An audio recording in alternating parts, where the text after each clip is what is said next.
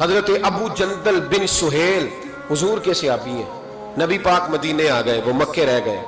والد نے اور بھائیوں نے کہا کلمہ چھوڑ دے ورنہ ماریں گے.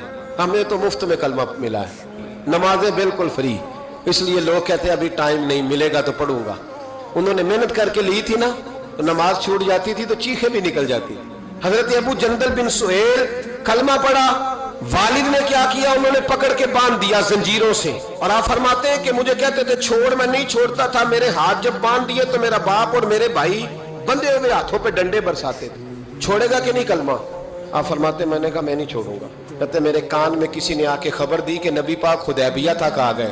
فرماتے ہیں اب میں نے کہا میری بات بن گئی, میرے کریم پہنچ گئے. ادھر نبی پاک صلی اللہ علیہ وسلم کے ساتھ صلح نامہ لکھ رہے ہیں کفار. اس صلح میں شرط طے ہو گئی کہ مکے سے اگر کوئی مسلمان مدینے جائے گا تو نبی پاک واپس کریں گے, رکھیں گے نہیں. تو جناب ابو جندل کہتے ہیں کسی طریقے سے میں گھر کی الماری توڑ کے باہر نکلا, زنجیریں نہ مجھ سے ٹوٹیں, زنجیروں سمیت میں آیا. حضرت علی شیر خدا کہتے ہیں وہ شخص دوڑتا آ رہا تھا تو جس رستے وہ آیا سارا وہ رستہ خون سے بھرا ہوا تھا. آ کے حضور کے سامنے کھڑے ہوئے, اور جب ان کا چہرہ دیکھا تو محبوب کی آنکھوں میں آنسو آ گئے. ہاتھ بندھے ہوئے دکھائے, کہا محبوبہ یہ ہتھ کڑیاں دیکھو, یہ میرے پیروں میں زنجیریں دیکھو. حضور یہ میرا حال ہے, آقا مجھے لے جائے ساتھ.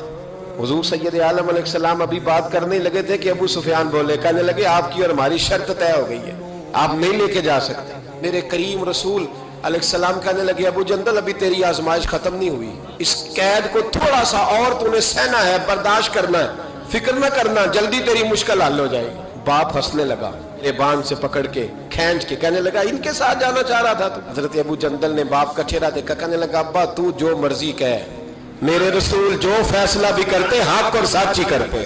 بڑے خوبصورت لفظ لکھے راویوں نے, کہتے ہیں حضرت ابو جندل اپنے والد سے کہنے لگے اب اس طرح کر میری زنجیریں کھول دے, اب میں بھاگوں گا نہیں, اس لیے کہ پہلے میں تیرا قیدی تھا, اب میں نبی پاک کے حکم کا قیدی ہوں.